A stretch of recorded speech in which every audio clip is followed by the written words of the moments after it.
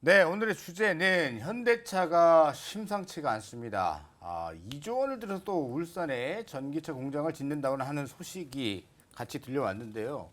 오늘 시장, 이번 주, 또 지난주까지 계속 끈끈하게 이 자동차 섹터들이 굉장히 랠리가 잘 나오고 있습니다. 자동차 부품주들도 심상치가 않죠.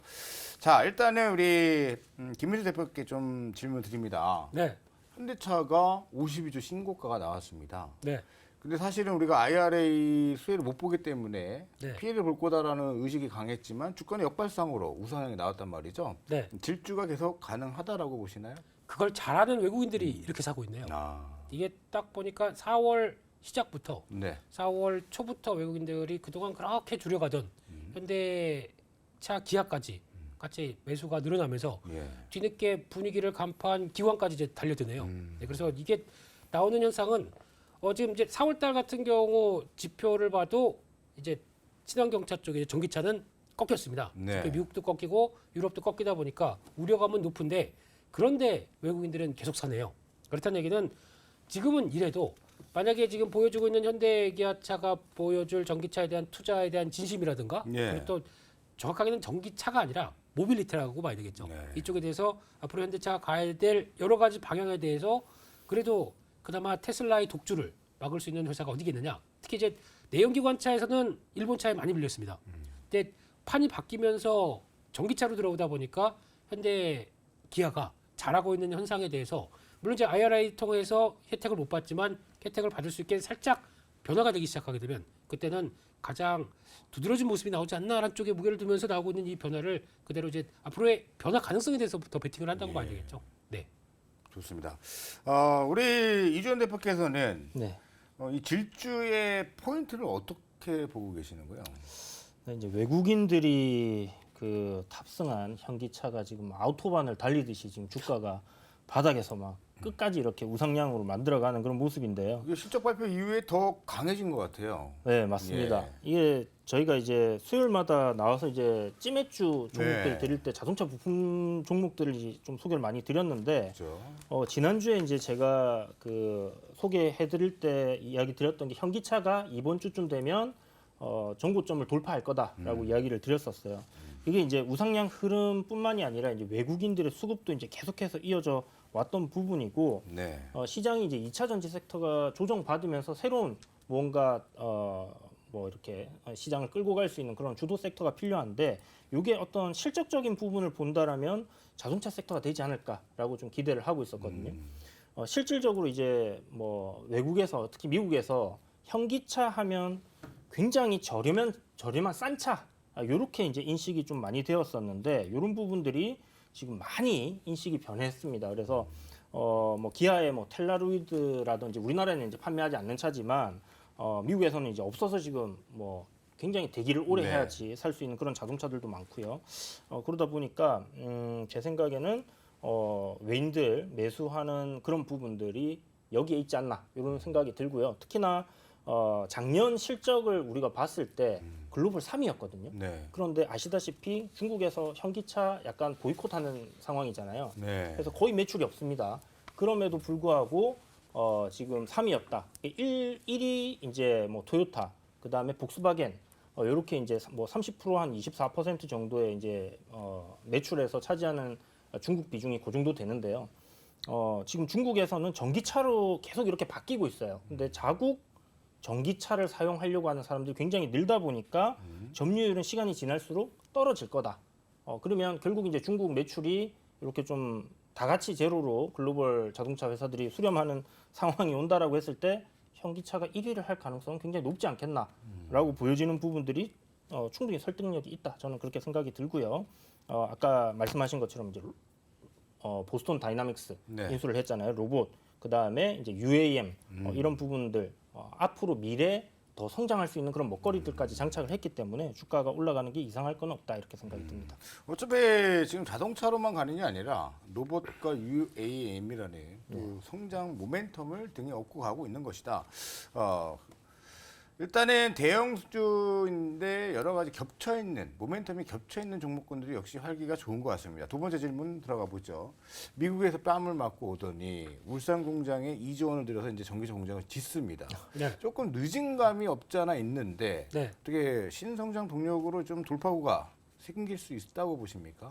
늦어도 네. 전기차 전용 공장으로 딱 완성은 거의 비슷한 시기입니다. 네. 북미 쪽에나 울산 공장이나 네. 똑같고요. 기아도 마찬가지로 그러니까 조지아 공장, 엘라베마 공장 이쪽도 거의 2024년 말 2025년 초고요. 예. 약간 차이는 있겠지만 한국도 이번에 2조 들여서 들어가는 울산 공장 거의 30년 만에 처음으로 현대차가 모든 규제 다 무너뜨리고 원래는 이게 약간 뭐 환경 유발되는 업종이다 보니까 허가를 안 했대요. 예. 근데 이번에 해라 이렇게 나오기 시작하다 전기차가 환경 유발이 되는 건가요? 안 되는 건가요? 하여튼 뭐 네, 전기차 전용이라고 그래서 예. 네, 이게 승인이 됐다고 합니다. 그래서 그러면 울산에 공장 하나 더 짓는데 이게 똑같이 2025년이다 보니까 그 무렵쯤에서 다 이제 성과가 나오기 시작하는거든요. 그러면 현대차의 장기 계획을 보게 되면 연간 100만 대 생산해서 팔겠다고 하는 기조다 보니까 전기차를 네. 조지아 공장 30만 대, 엘라베마 공장 거의 비슷하게 이번에 15만 대. 그리고 또 기아차에서 나머지 보강해 준다. 그러면은 거의 100만 대 육박할 정도의 빅픽처가 이제 탄생하는 거죠. 그런 쪽에 하나의 퍼즐이 맞췄다는 거에 대해서 북미에 안 가고 한국에 왔다. 네. 한국에서 짓는다. 이것도 의미가 있겠죠.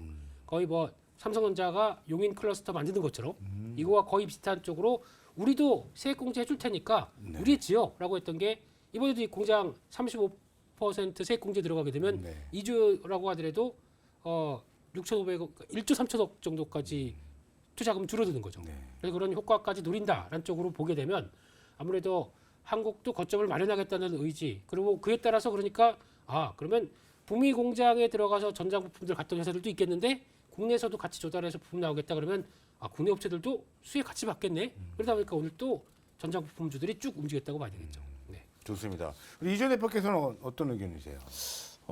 저도 뭐 일단 그 물량을 생산해내야 되잖아요. 사실 네. 이제 앞으로 전기차 시대가 도래를 할 거고 뭐 유럽이라든지 북미라든지 이런 내연 기관 자동차들에 대한 규제는 계속 되어 갈 거기 때문에 그렇다면 이제 계속해서 공장들 기존에 있던 공장을 뭐 전기차 생산 라인으로 바꾼다든지 아니면 전기차 전용을 계속 지어야 되는 부분들은 맞다라고 생각이 드는데 여기에 이제 뭐 정부 정책에 좀 이렇게 좀 올라탔다라고 봐야 될 것 같습니다. 아무래도 세액 공제 뭐 사실 대기업에 무슨 뭐 그런 혜택을 주냐 이런 얘기들 많았는데요. 지금 뭐 아시는 것처럼 지금 글로벌 각자 도생이지 않습니까? 그래서 그런 부분에서의 어떤 정부에서 우리나라도 우리나라 기업들 좀 챙길 수 있는 그런 부분에 올라탔다 이렇게 봐야 될 것 같고요. 그런 부분에 좀 더해서 아마 굉장히 오랜만에 현대차에서 이 생산직들 구인도 했지 않습니까? 그죠? 그래서 제 생각에는 뭐 이런 앞으로의 수요를 충당하기 위한 그런 생산 양을 늘리기 위한 그림으로는 충분히 괜찮은 선택이었다라고 생각이 들고요.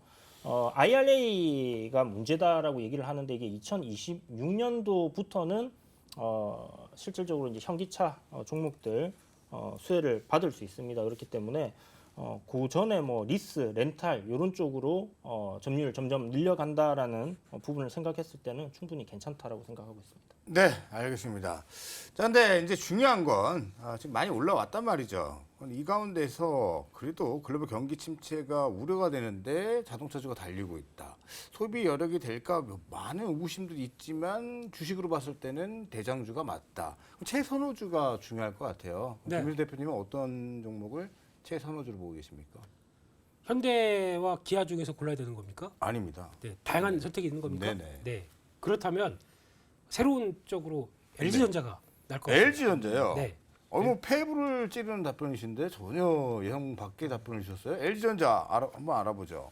원래 그런 거 좋아합니다. 네. 네. 그래서 LG전자가 이제 저희가 알고 있듯이 뭐 가전 쪽 스마트폰은 이제 사라진 지 오래되겠죠. 네. 네, 그런 쪽에서 스마트폰을 가지고 했던 사업 쪽에서 중요한 게 그 통신 원천 기술 관련된 부분을 갖고 그걸 또 어떤 쪽으로 나가느냐. 그랬을 때 그거에 따른 또 하나의 변화가 이런 또 VS 사업부 쪽에 성과를 많이 내고 있고요. 그런 관점으로 봤었을 때 지금 이제 수주잔고는 한 100조 가까이 됩니다. 근데 이게 100조가 되는 VS 사업부의 흐름이 네. 글로벌 자동차가 출하량이 계속 꾸준히 나와주기 시작해야 이게 수주 받은 게 매출로 연결되는데 네. 그게 그동안 좀 지연이 되다 보니까 받은 건 받은데 계속 적자를 볼 수밖에 없었던 상황이었죠. 이게 흑자가 이제 작년 말부터 되기 시작하면서 나오는 변화까지 본다라고 하게 되면 이제 글로벌 출하량 개선되고 거기다가 이런 전장 부품들이 확산됐을 때 가장 큰 수혜는 LG전자가 보겠다라는 쪽에서 또 회사가 진심이더라고요. 그래서 LG전자를 중심으로 LG 디스플레이 이쪽도 전장용 맞아요. 이 디스플레이 쪽이죠. 이런 거 가기 시작하게 되면 주축이 돼서 할 일이 많겠다 이렇게 생각하고 있습니다. 전장용 부품에 포커스를 맞추고 계시군요. 네. 애플카 이슈도 또 덤으로 얻어갈 수 있겠고. 그건 LG전자 모르겠습니다. 예. 패브를 딱 찌르는 답변 역시 김윤수 대표님답습니다. 자, 그러면 이해 굴할 수 없죠. 네. 이주연 대표께서는 어떤 섹터를 또 최선호주로? 저는 이제 주신 질문이 네. 현기차 중에 뭐 살래라고 물어보시는 줄 알고 예. 그냥 사실 쌍용차도 생각을 하긴 했었는데 네. 좀 실적 나오는 거 지켜봐야 될 것 같고요. 기아 자동차가 아무래도 이제 시가총액적으로는 조금 더 유리하지 않겠나라는 네. 생각을 하고 주가 탄력 뭐 괜찮지 않겠나 생각되고요. 말씀하신 그 텔룰라이드도 인기가 좋고 네. 네. 이번에 나올 EV9 네, 네. 거의 뭐 아트의 경지에 올랐다 그러니까요. 느껴지는데 유럽에서 정말 인기가 많은 구매가 많이 될 것 같아요. 저도- 이런 것들을 봤을 때 기아를 보시는 거고 예. 기아는 지금이라도 올라탑니까? 저는 괜찮다 생각합니다. 오늘 정고점 돌파했는데 차트 한번 보여주시죠. 예. 예. 차트 보시면 이제 요 지금 현재 기아 자동차 같은 경우에 네. 현재 주봉인데 요 보시면 대략 2021년도부터 2022년도 한 중반까지 이렇게 박스권으로의 흐름이 나왔던 이런 이제 매물대가 있습니다. 이런 매물대를 현재 돌파하는 그런 흐름이 나오고 있고요. 이런 구간을 이제 돌파하게 됐을 때부터 주가는 좀 시세가 굉장히 좀 탄력적으로 올라갈 가능성이 높다라고 저는 항상 생각을 하는데요.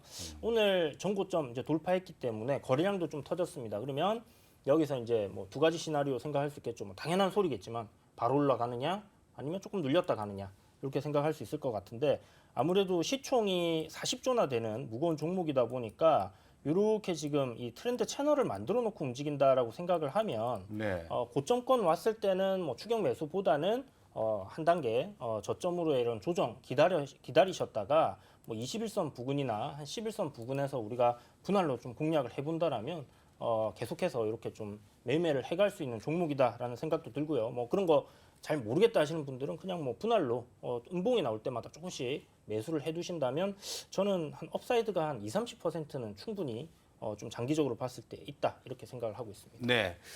두 분의 의견이 저는 존중합니다. 일리도 있고요. 근데 더 중요한 건 2주 전부터 자동차 섹터와 부품주를 말씀하셨던 두 분이기 때문에 더 신뢰가 가는 것 같습니다. 우리가 잠시 뒤에도 자동차 부품주 이야기 좀 더 해볼 텐데 주전부리는 여기서 이렇게 마치고요. 정작 중요한 거 그래서 뭘 사야 되는데 뭘 봐야 되는데 이게 중요하겠죠. 찌매주로 돌아오겠습니다.